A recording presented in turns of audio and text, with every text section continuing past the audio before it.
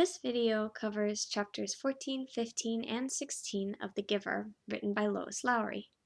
In this chapter, Jonas begins to experience strong pain for the first time. The author uses imagery to help us understand what it looked and felt like. Imagery refers to the detailed words and phrases an author uses to help readers imagine part of a story. Lois Lowry chooses words to help us see, smell, hear, and feel what Jonas is experiencing. I won't explain some of those details because they're a little upsetting, but you can find them on pages 137, 150, and 151 of the book. Jonas starts to learn that there are different levels of pain. Some pain hurts worse than others. I put together some of the words that Jonas uses in these chapters to describe pain. This is called a semantics web. Like a hatchet slicing through his leg. Throbbing, brutal, ached, raw, limping, unendurable. He also mentions writhing on the bed, anguish, suffering, torturous, and excruciating. All of these words describe pain. Some show stronger pain than others. The different words help us understand all the different experiences Jonas is living through. Here's the sequence of events for chapter 14. At the end of chapter 13, Jonas went to see the giver, and the old man was in a lot of pain. Jonas offers to take the painful memory to help the giver.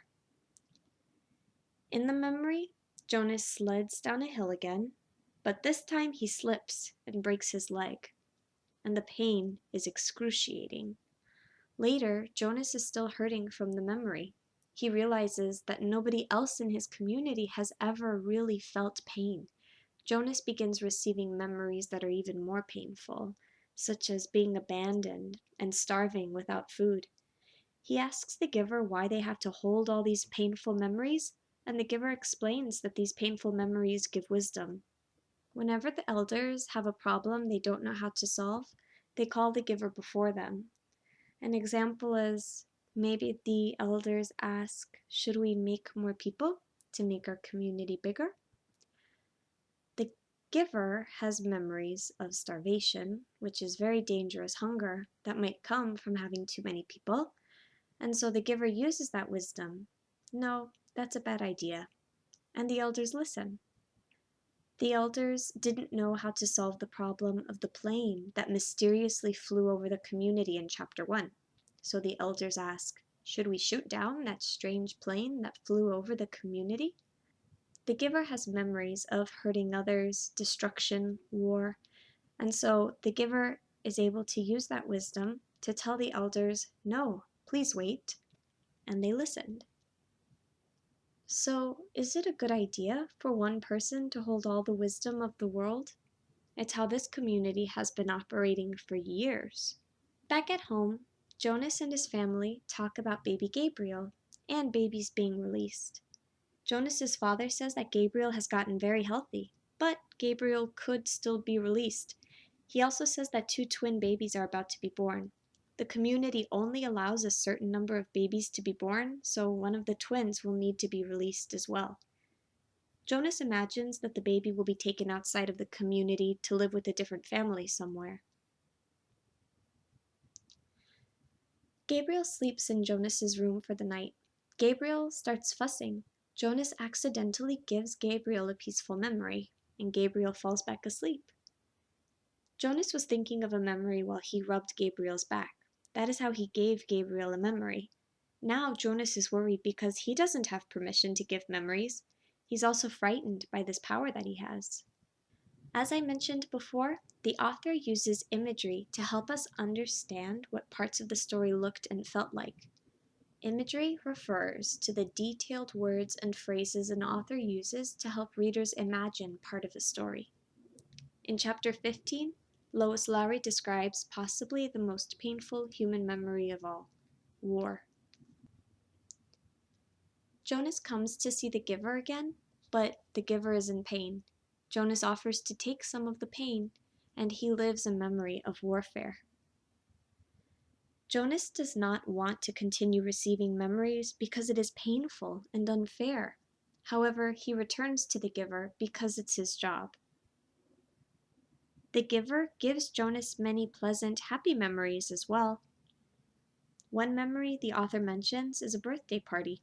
In this memory, Jonas learns the joy of being special, unique, and proud.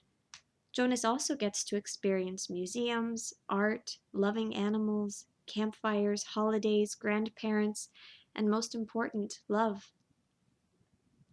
Let's examine one memory of love in particular because it illustrates a big element of Jonas's community. In this memory, Jonas sees a family together celebrating Christmas.